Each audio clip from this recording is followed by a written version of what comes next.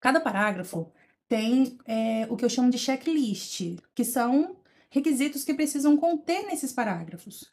E a tese é um dos requisitos, é um dos checklists de primeiro parágrafo. No primeiro parágrafo precisa aparecer uma tese ou mais.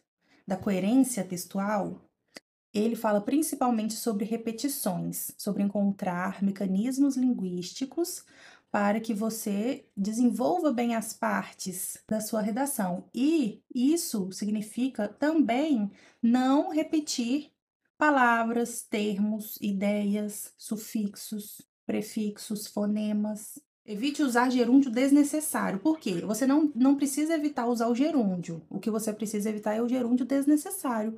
Porque nós já temos, os brasileiros, né, em geral, já tem essa tendência ao gerundismo, na oralidade principalmente, mas aí na hora de escrever, se a gente colocar um gerúndio ali que a gente poderia ter conjugado de uma outra forma, depois quando a gente de fato precisar de um gerúndio, já tinha um gerúndio antes, e aí pode acabar configurando o gerundismo, tá bom? De toda hora ficar colocando. Então, quanto mais a gente evitar colocá-lo de forma desnecessária, melhor. E talvez lá na frente a gente coloca um gerúndio e a gente nem percebe. E aí depois a gente coloca outro que a gente realmente precisava, porque era o tempo verbal correto. E aí tem um outro gerúndio e fica aquele monte. E aí fica uma leitura enjoativa. A incoerência, ela tem a ver com um aspecto da língua portuguesa que o edital pede. Não é essa incoerência que a gente imagina, tá? Tipo assim, de falar uma coisa e depois não sustentar aquilo. Depois falar outra coisa. Não tem nada a ver com isso. A incoerência textual é um elemento da língua portuguesa que vem, inclusive, junto com a coesão. Os editais sempre falam bem explicitamente sobre coerência e coesão. Quando você me perguntou antes sobre as repetições de fonemas, a gente falava de coerência textual. Essas repetições que você precisa encontrar um sinônimo, por exemplo, para retomar, né, os seus sujeitos ou retomar algo que você já falou antes, mas queria pontuar novamente alguma coisa. Você não vai repetir aquilo, você vai encontrar formas de retomar sem repetir, porque senão isso vai configurar incoerência no seu texto. No primeiro parágrafo, ele precisa ter 3 coisas essenciais, e 2 delas são obrigatórias. A primeira dela, mais importante de todas, é a evidência do tema, que significa que você precisa deixar o seu tema o mais claro possível. Para você conseguir ter essa clareza, você precisa imaginar que a sua banca esqueceu qual é o tema, eles não sabem. Não adianta você pressupor que eles já sabem o tema e começar a falar. É como se, por exemplo, você fosse enviar um e-mail para alguém, não tem um assunto ali, o assunto não está super claro, para quando a pessoa abrir o e-mail ela já saber do que se trata. Isso é a evidência do seu tema, você deixar super claro. E é interessante para você fazer isso também, é você fazer o copia e cola. Copia o tema e cola ali. Se for um tema curto, fica perfeito você fazer isso.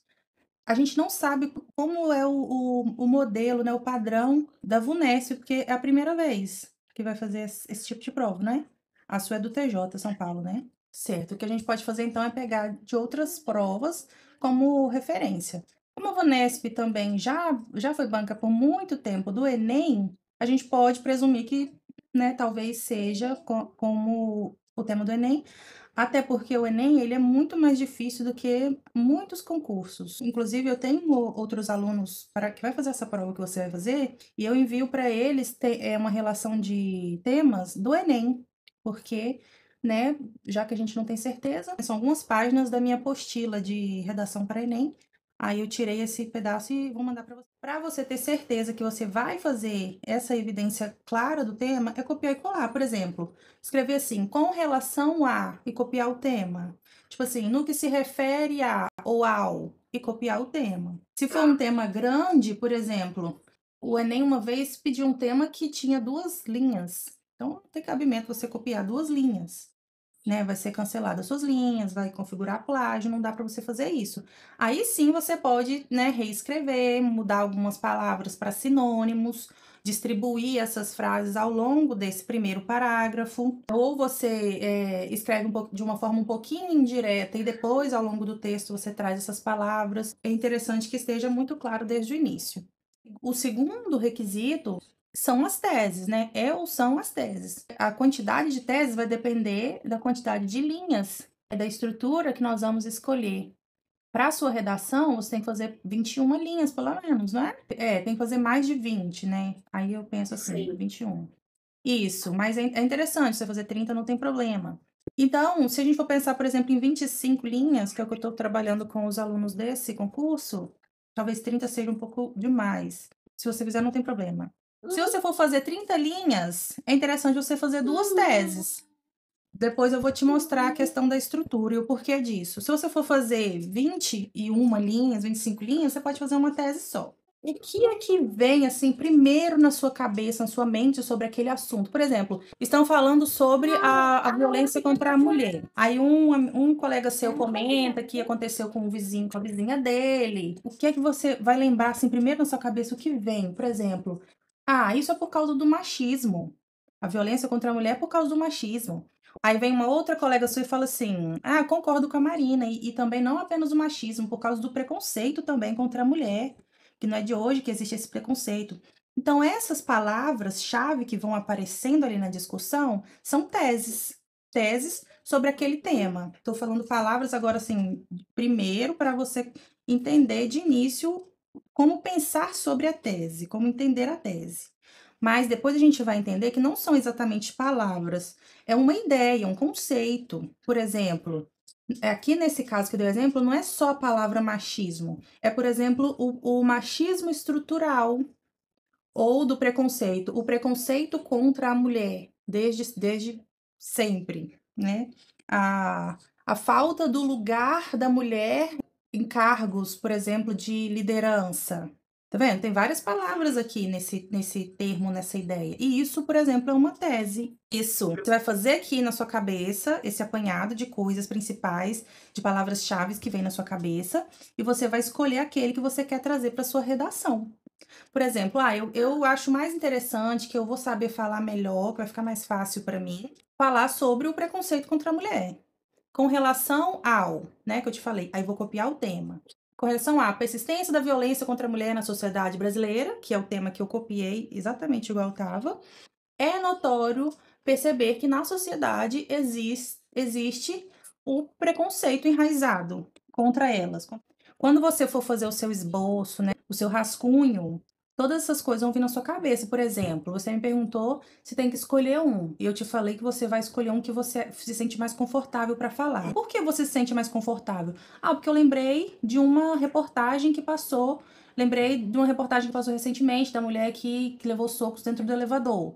Então, para mim tá mais fácil falar sobre isso porque eu já lembrei de algo que vai me ajudar. Aí eu anoto esse exemplo ali.